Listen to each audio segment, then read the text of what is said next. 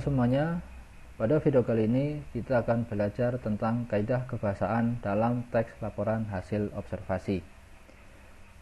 Kaidah yang pertama yaitu verba dan nomina. Jadi dalam teks laporan hasil observasi, jenis kata serta frasa yang dominan digunakan adalah verba dan nomina. Sebelum kita membahas apa itu verba dan nomina, terlebih dahulu kita harus tahu perbedaan kata dan frasa. Kata adalah satuan bahasa terkecil yang dapat diucapkan secara bebas, sedangkan frasa adalah gabungan dua kata atau lebih yang memiliki satu makna gramatikal dan bersifat non-predikatif. Artinya, dari gabungan kata ini, frasa tidak memiliki predikat. Nah, untuk lebih jelasnya kita lihat contoh yang ada di sini. Di sini ada kata bola, mawar, dan sekolah. Nah, kata yang berwarna hitam ini adalah contoh kata. Kemudian di sebelahnya bermain bola, mawar merah, dan sekolah baru. Ini adalah contoh frasa. Nah, jadi tadi disebutkan bahwa frasa adalah gabungan dua kata atau lebih. Nah, di sini bermain bola ini adalah gabungan dari kata bermain dan bola. Kemudian mawar merah terdiri dari kata mawar dan merah, membentuk satu frasa mawar merah yang memiliki arti mawar yang berwarna merah. Begitu juga dengan sekolah baru, terdiri dari kata sekolah dan baru. Nah, kemudian selanjutnya, apa itu verba dan nomina? Verba adalah kata kerja, yaitu kata yang menunjukkan perbuatan, peristiwa, keadaan, dan kejadian. Sedangkan nomina adalah kata benda, yaitu kata yang menunjukkan nama orang, binatang, atau suatu benda. Nah, kita perhatikan contoh yang ada di sini. Di kalimat pertama, yaitu bumi terdiri atas lempengan-lempengan yang bergerak secara perlahan-lahan. Nah, dari kata ini mana yang termasuk verba dan nomina? Ya, kata bergerak ini adalah contoh verba, itu menunjukkan suatu peristiwa. Kemudian kata bumi dan lempengan ini termasuk jenis kata nomina atau kata benda. Kemudian dari kalimat yang kedua, kami yakin mendapatkan sayur mayur yang diinginkan. Nah, yakin mendapatkan ini adalah contoh frasa verba. Kenapa frasa? Karena terdiri dari dua kata, yaitu yakin dan mendapatkan. Dan mendapatkan ini adalah kata kerja atau verba. Sehingga yakin mendapatkan digolongkan ke dalam frasa verba. Kemudian sayur mayur. Ini adalah frasa nomina karena terdiri dari dua kata. Kaidah selanjutnya adalah afiksasi. Dalam kegiatan berbahasa, kata yang digunakan dapat berupa kata dasar ataupun kata bentukan. Kata dasar adalah kata yang belum memperoleh imbuhan, pemajemukan, ataupun pengulangan.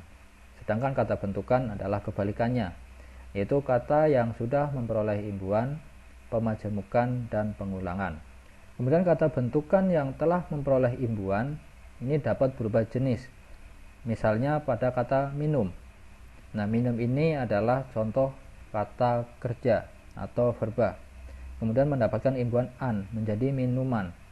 Nah, minuman ini tidak lagi termasuk ke dalam kata kerja, tetapi berubah menjadi kata benda atau nomina. Begitu juga pada kata susu. Susu ini adalah jenis kata benda atau nomina. Kemudian ditambah imbuhan mei menjadi menyusui. Nah, menyusui ini termasuk ke dalam kata kerja atau verba. Kemudian apa itu afiksasi? Afiksasi merupakan proses pembentukan kata dengan menambahkan afik atau imbuhan pada bentuk dasar. Nah, contohnya pada kata minum dan susu tadi. Ini adalah bentuk dasar atau kata dasar. Kemudian memperoleh imbuhan an dan mei. An dan mei ini adalah contoh afik atau imbuhan. Nah, jadi afiksasi adalah proses penambahan afik atau imbuhan ini pada bentuk dasar sehingga menjadi kata bentukan yang baru, yaitu minuman dan menyusui. Afiksasi ini ada 4, yaitu yang pertama prefix atau awalan, yang kedua infix atau sisipan, yang ketiga sufiks atau akhiran, dan yang keempat konfiks atau awalan dan akhiran. Yang pertama adalah prefix. Prefix adalah proses pembentukan kata dengan menambahkan awalan pada bentuk dasar.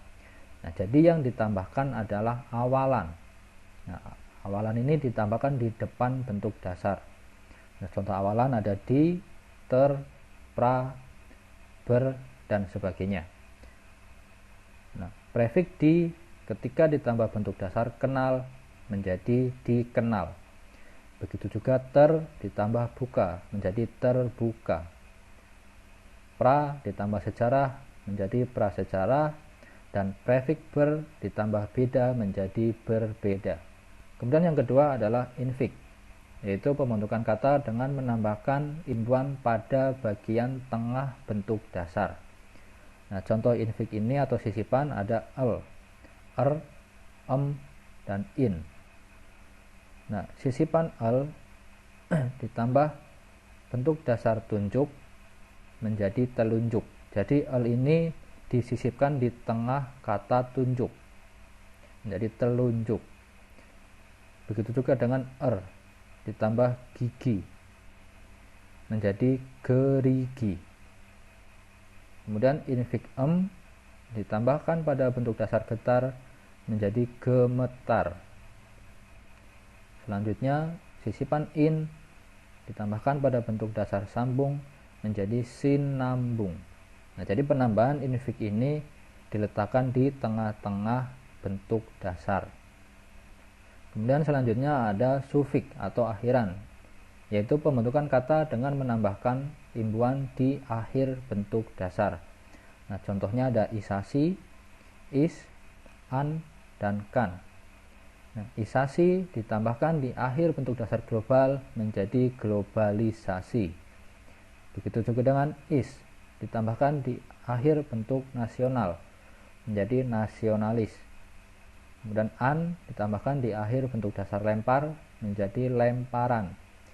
Begitu juga dengan sufiks kan ditambahkan pada bentuk dasar keluar menjadi keluarkan. Kemudian terakhir ada konfiks, yaitu pembentukan kata dengan menambahkan imbuhan di awal dan di akhir bentuk dasar. Nah, contohnya ada beran, kean, peran, dan senya. Nah, beran ini ditambahkan pada bentuk dasar 2 menjadi berduaan. Jadi bentuk dasar ini diapit oleh awalan dan akhiran. Begitu juga dengan kean ditambah bentuk dasar unik menjadi keunikan. Kemudian peran ditambah bentuk dasar teman menjadi pertemanan, dan senya ditambah bentuk dasar baik menjadi sebaiknya.